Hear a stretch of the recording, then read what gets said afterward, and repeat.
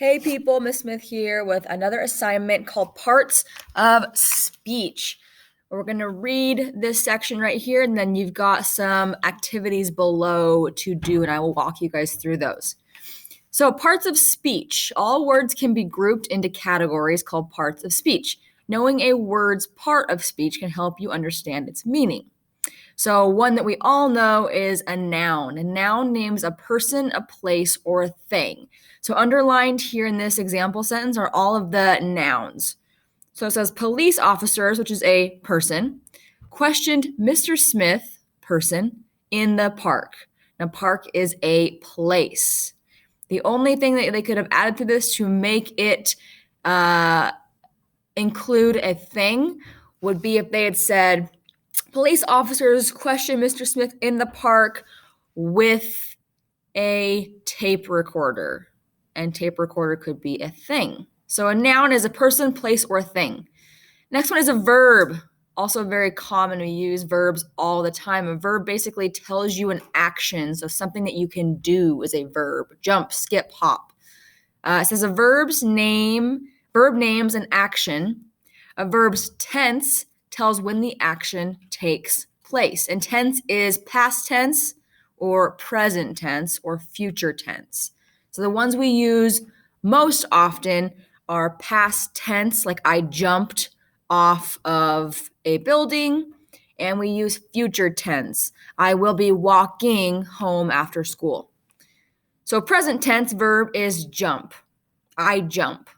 It means it's happening presently, right now. I jump. Past tense, you will usually always see past tense verbs with an ed, and that lets you know that it happened. So the past tense verb of jump is jumped. I jumped down off the ladder. I jumped over the car. Future tense is what you will be doing. So future tense is often, we'll say will do this. So I will jump. I will hop, I will skip, I will text. Or you will also see it say ing at the end of the verb. So I will be jumping down off the car. I will be, or I am texting my friend later today to find out if we're going to the mall. So you'll see will, or you'll see the ing at the end of the verb. The last two that get a little more complicated are adjective and adverb. An adjective matches with a noun. So an adjective describes a noun, right? So in this sentence, a beautiful flower, the flower is the noun, it's a thing. But the adjective describes that thing. So what is the flower? Beautiful. So a beautiful flower is the sentence, and an adjective is describing the flower, so it's beautiful. An adjective in this sentence could also be an ugly flower, a small flower, a skinny flower. And it can also be at the end of the sentence too. So it's not going to always be right before the noun. Sometimes you'll see the flower was beautiful. The flower is still the noun, but now the adjective is at the bottom or the end of the sentence. Okay? So it's just describing the noun, the smart teacher, the ugly duckling. Last part is an adverb, describes a verb. So your action is your verb, remember? So it's how you do this action. Do you walk quietly? Do you loudly jump down? Do you quickly walk to school? And they sometimes will end in an ly. So here's an example. Begin soon. When will you begin? Begin is the verb. It's what you're doing. You're beginning something. But when will you do it? Soon. Now this one right here. Play here. Your verb is play, but how are you doing it? Where are you doing it? Here. There. And this example, walk quietly. Your verb is walk, it's what you're doing, but how are you doing it? Quietly, loudly, quickly. All right? So now you're going to go down here and do a couple different activities. So this one is all about nouns and adjectives. Now use this this text right here to help yourself on these activities. So I know a noun is a person, place, or thing, and I know that an adjective describes the noun. So you're going to highlight the noun in green and underline the adjective that describes the noun in the sentence. And I'll show you guys how to make sure that you know how to highlight and underline. So your example I gave you is the huge dog was lying on the couch. So the dog is the noun.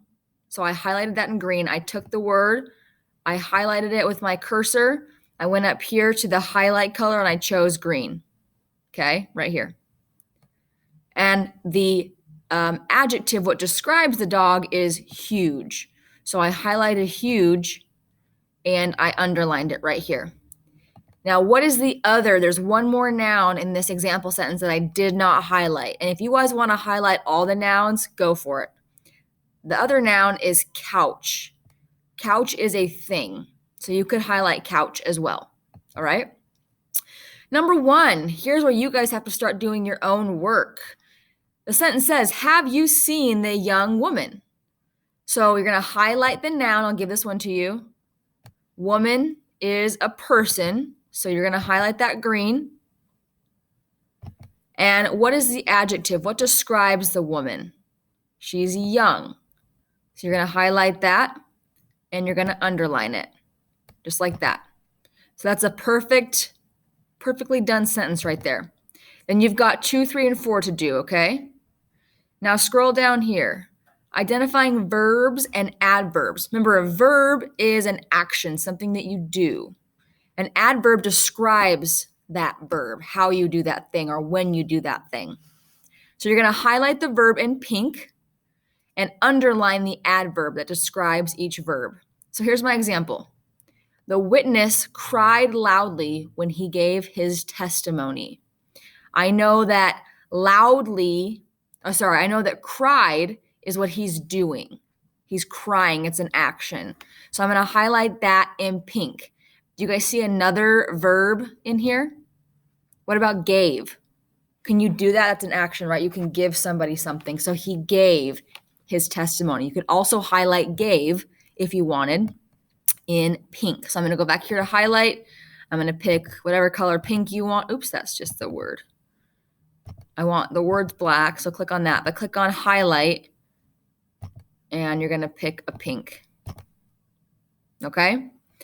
And I picked a light pink right there, but you can still kind of see it. So now we're going to underline the adverb. How did he cry? Well, he cried loudly. So I underlined that. Okay? Next, you've got your 5, 6, 7, and 8 questions. I'll do this one with you. Number 5, the witness remembered the event differently. What's the action? What are they doing? They are remembering. So you're going to highlight that one because that is the verb. It's what they're doing, remembering. And how did they remember it? Differently. They remembered it differently. That is the adverb. So you're going to underline that. Okay? Do the same thing for 6, 7, and 8. And the last part, you're going to actually write the words in the blanks. So read each sentence, fill in the blank using one of the words in the box. The box is right here. The part of speech is noted in the parentheses. So here's your first example sentence. And see right below where the line is, it's going to tell you what I'm looking for. I'm looking for a verb, so an action. Okay? And out of my words up here, I picked shouted. The lawyer shouted loudly when he questioned the witness. So I know that I'm looking for an action, something that someone's doing. And if I look over here, remembered could be an action. But other than that, the only other option is shouted. And if I plug it in, let's see what remembered sounds like. The lawyer remembered loudly when he questioned the witness. Doesn't make as much sense as the lawyer shouted. So I used the word shouted and I crossed it out. You guys don't have to cross it out if you don't want to, but I just did it. So number 9, I'm looking for a verb. The witnesses blank seeing the suspect at the robbery. It's a verb. It's an action. So the only other action word that I see is remembered.